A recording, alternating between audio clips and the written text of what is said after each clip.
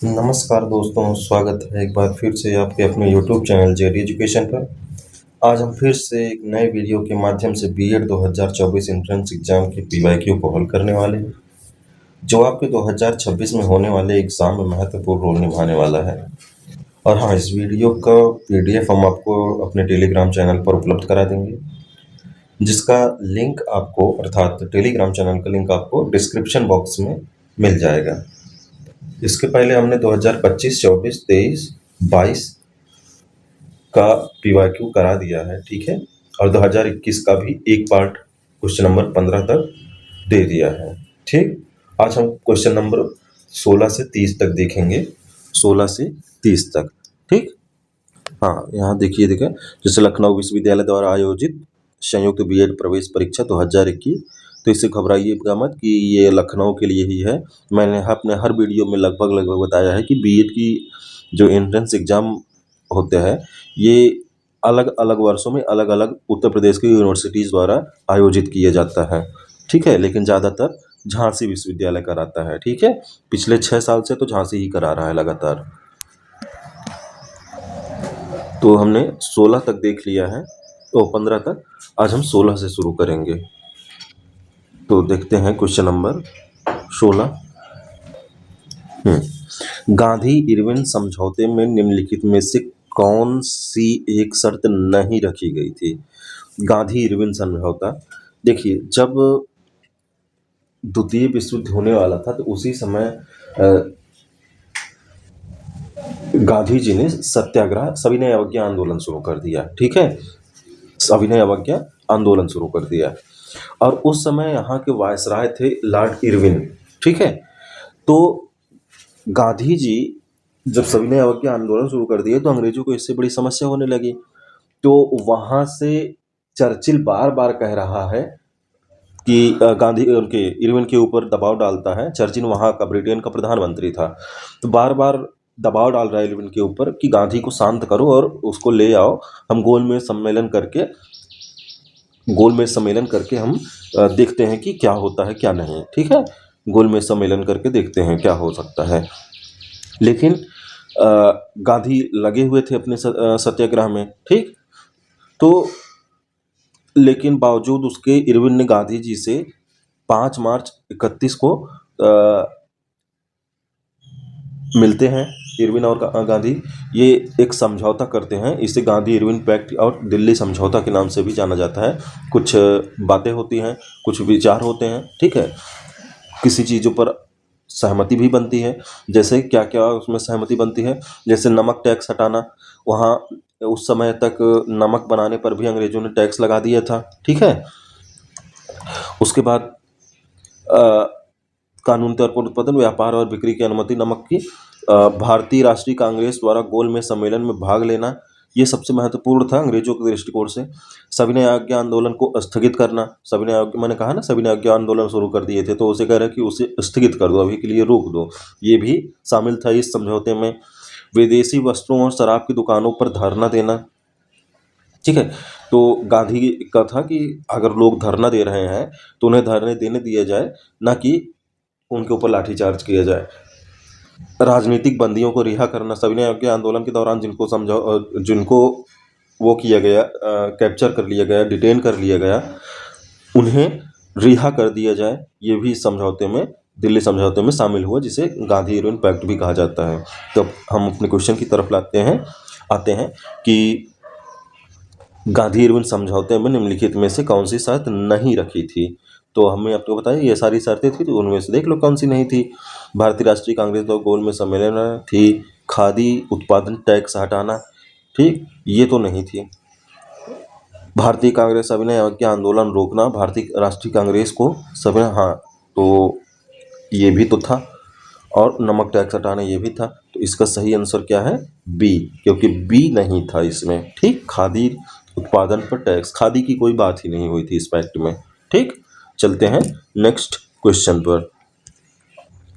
सेब में निम्नलिखित में से कौन सा एसिड पाया जाता है? सेब में निम्नलिखित में से कौन सा एसिड पाया जाता है? माइलिक, सल्फ्यूरिक, फार्मिक और नाइट्रिक किसी भी खाने वाली चीज़ में सल्फ्यूरिक एसिड नहीं पाया जाएगा, ये आप ध्यान में रखिएगा, तुरंत इसको एलिमिनेट कर दीजिए। फार्मिक एसिड भी किसी चीज़ में सामान्य तौर पर नहीं पाया जाता, सामान्य तौर पर, ठीक है। नाइट्रिक एसिड भी खाने वाली चीज़ों में सामान्य तौर पर नहीं पाया जाता। फार्मिक और नाइट्रिक हो सकते हैं, लेकिन सल्फ्यूरिक तो बिल्कुल भी नहीं होगा, ठीक है। तो इसका क्या हुआ सही answer? Malic acid, option A malic acid. सेब में मैलिक एसिड पाया जाता है और इमली में टार्टरिक पाया जाता है, याद रखिएगा, पूछे जाते हैं ये सब। इमली में टार्टरिक, संतरा और नींबू में सिट्रिक, सिरका अचार में एसिटिक एसिड, टमाटर में ऑक्सैलिक एसिड, ठीक है। दूध दही लैक्टिक एसिड, ठीक है। और चींटी बिच्छू का डंक मैथेनाइक फार्मिक एसिड होता है चींटी और बिच्छू में। जो जो जहर चींटी में पाया जाता है वही जहर बिच्छू में पाया जाता है। आप कहोगे सर चींटी काटने से बड़ा कम दर्द होता है, और वो मात्रा पर निर्भर करता है, ठीक है। जब बिच्छू डंक मारता है तो बहुत सारा एक साथ में आपको जहर या एसिड आपके अंदर डाल देता है, जिस वजह से आपको बहुत प्रॉब्लम होती है।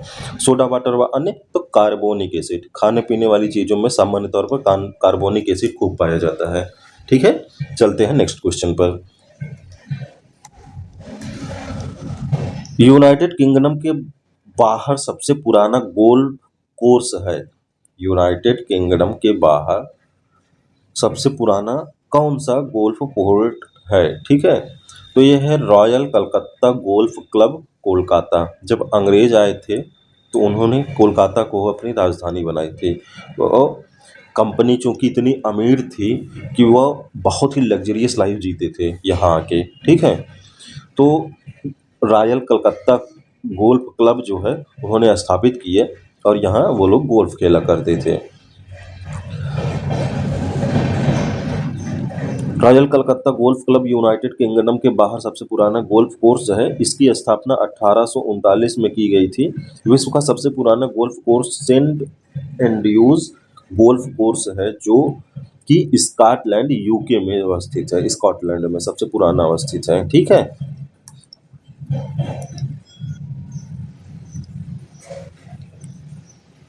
न्यूनतम समर्थन मूल्य एमएसपी, इसे एमएसपी भी कहा जाता है, न्यूनतम समर्थन मूल्य, ठीक, मिनिमम सपोर्ट प्राइस, एमएसपी, ठीक, द्वारा अनुशंसित होता है। पूछा जा रहा है कि न्यूनतम समर्थन मूल्य कौन लगाता है, कौन जो है इसे अनुशंसित करता है, कौन जारी करता है। तो इसका सही आंसर क्या है? सी, कृषि लागत एवं मूल्य आयोग। कृषि मंत्रालय के अंतर्गत आता है ये, ठीक है। तो इसे कृषि लागत और मूल्य आयोग जारी करता है। न्यूनतम समर्थन मूल्य संस्तुति कृषि लागत एवं मूल्य आयोग द्वारा वर्ष में 2 बार रबी की फसल और खरीफ की फसल के दौरान दिया जाता है। वर्तमान सरकार द्वारा 22 फसलों के लिए न्यूनतम समर्थन मूल्य की घोषणा की गई है, ठीक है। 22 फसल इसमें हैं, ठीक। कृषि लागत व मूल्य आयोग द्वारा न्यूनतम समर्थन मूल्य का अंतिम निर्धारण आर्थिक मामलों की मंत्रिमंडल समिति करती है, ठीक। चलते हैं नेक्स्ट क्वेश्चन नंबर 21 पर।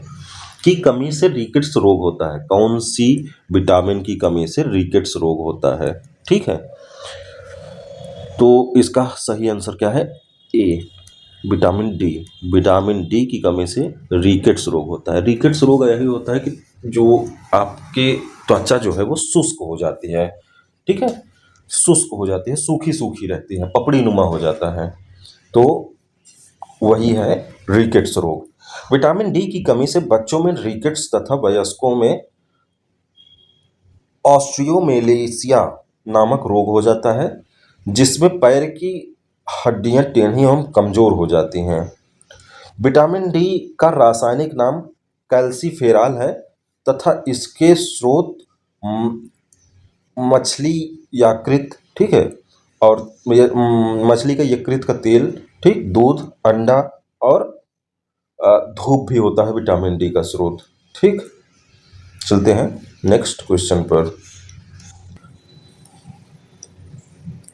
प्रकाश संश्लेषण के दौरान हरे पौधे सूर्य के प्रकाश से ऊर्जा का उपयोग कार्बन डाइऑक्साइड और पानी डॉट डॉट डॉट को संश्लेषित करने के लिए करते हैं।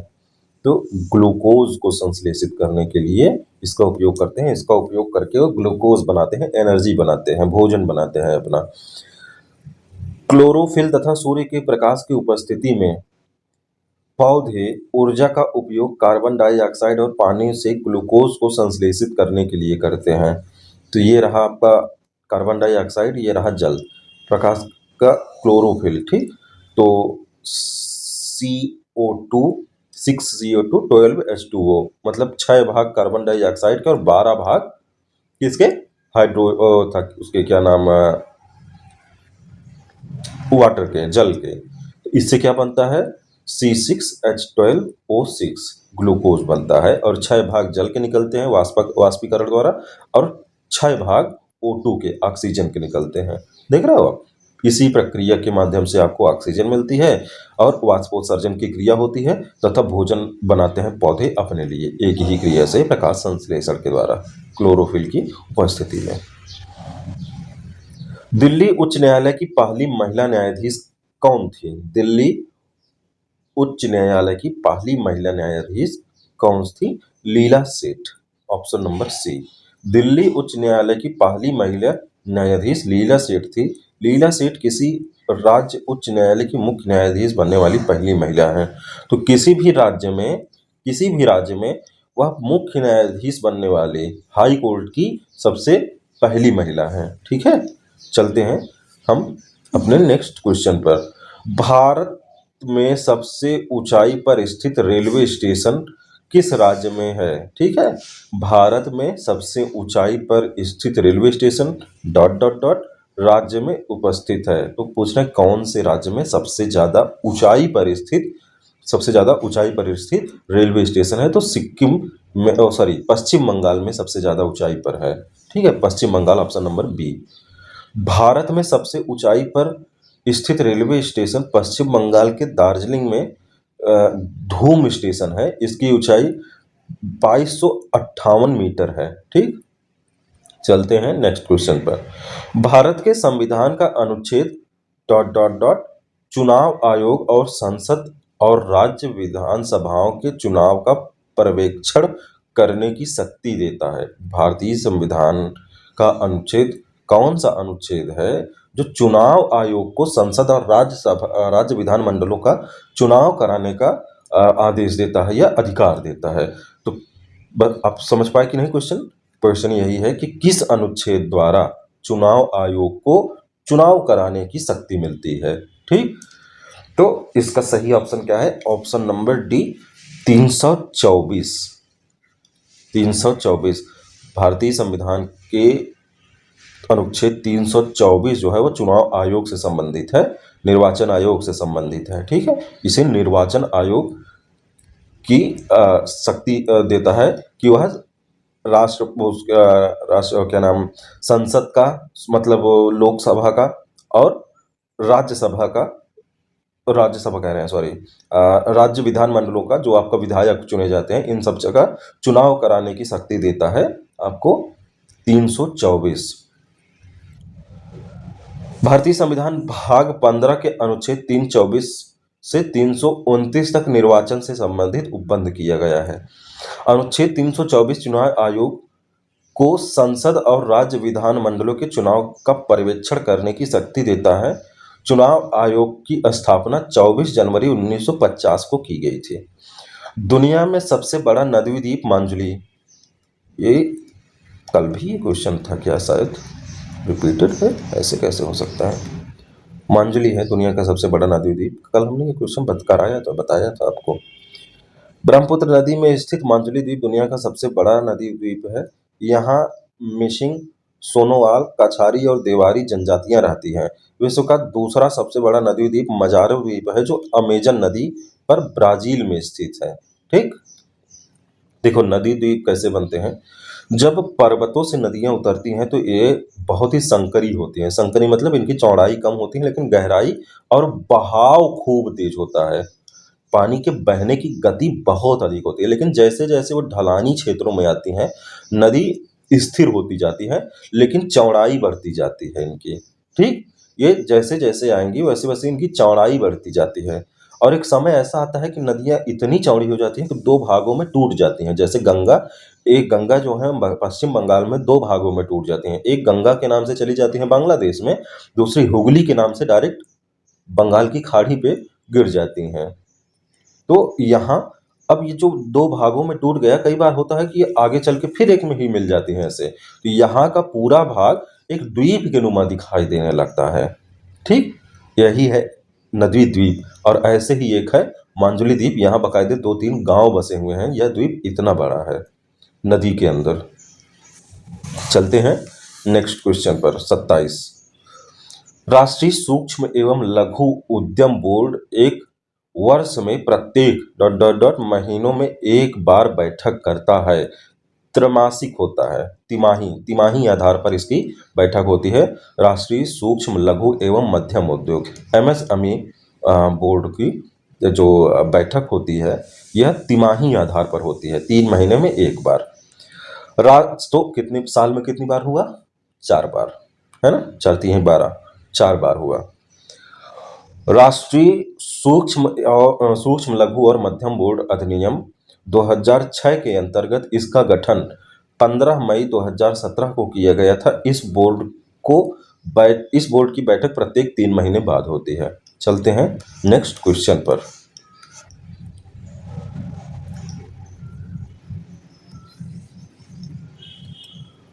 वर्कला, चौवारा, चकवाड़, नत्तिका राज्य में समुद्र तट है। किस राज्य में ये सारे समुद्र तट हैं? कौन सा? वर्कला, चौवारा, चकवाड़, नत्तिका, ये किस राज्य में है? तो ये है केरल राज्य में। नाम से भी पता चल रहा है कि ये केरल से है।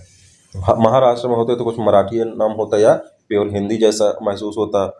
ये चकवाड़, नत्तिका, ये सब केरल के ही नाम होते हैं। ठीक, मैंगलोर से कन्याकुमारी तक तटीय क्षेत्र मालाबार तट कहलाता है। मैंगलोर से कन्याकुमारी तक यही केरल वाला क्षेत्र मालाबार कहलाता है। इसके अंतर्गत कई छोटे छोटे समुद्री तट आते हैं, जैसे वर्कला, चौवारा, चकवाड़, ठीक, नत्तिका, अलपुझा, कपिल, कापड़, चिराई, बेकाल तट आदि केरल में स्थित हैं। चलते हैं नेक्स्ट क्वेश्चन पर।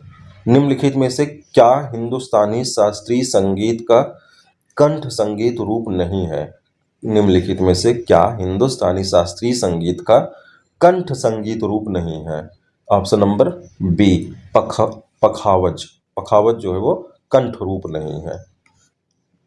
हिंदुस्तानी शास्त्रीय संगीत में गायन की कई शैलियां प्रचलित हैं, जैसे ध्रुपद, धामर, तराना, ख्याल, टप्पा, होरी, चतुरंग, रस सागर, रसगम, ठुमरी। ध्रुपद को हिंदुस्तानी शास्त्रीय संगीत का सबसे पुराना गायन शैली माना जाता है, जिसके निर्माता स्वामी हरिदास को माना जाता है।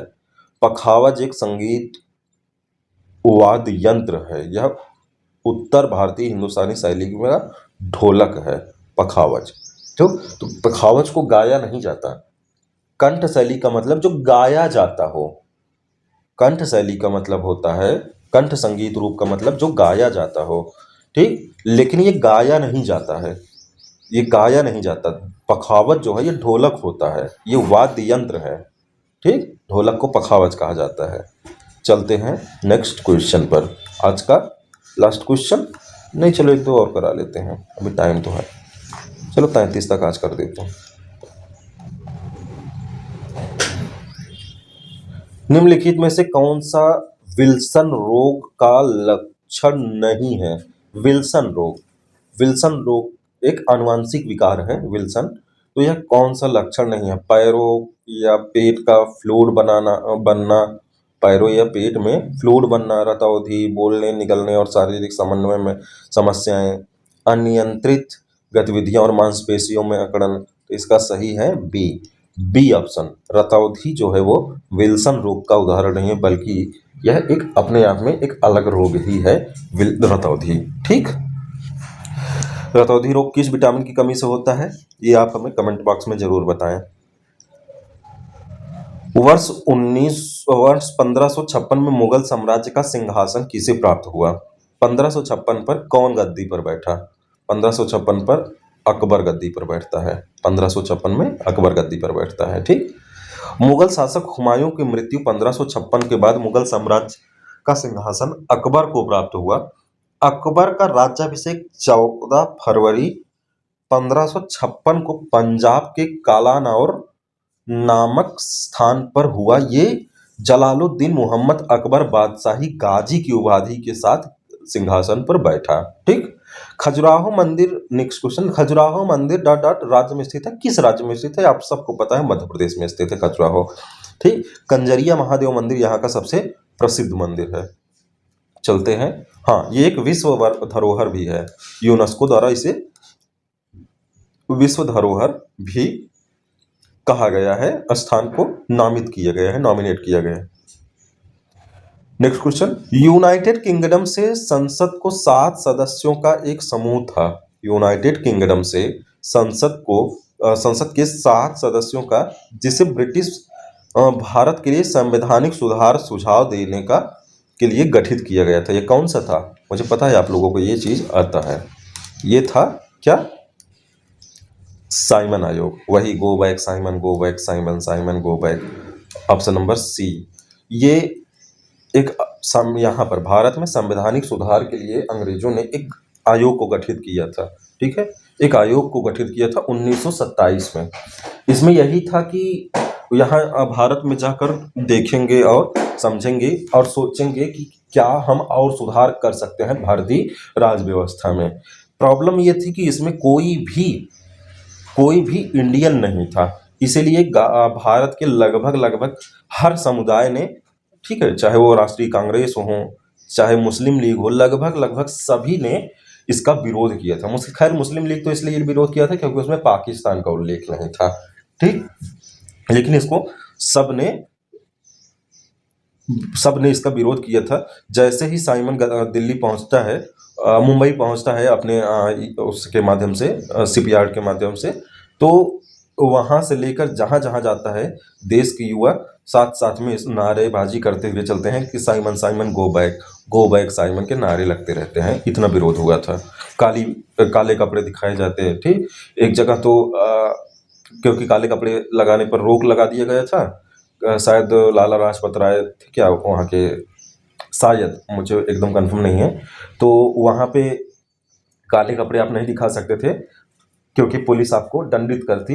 तो जहाँ उसकी सभा लगी थी वहाँ काले रंग की पतंगे ही उड़ाने शुरू कर दिए थे लोग।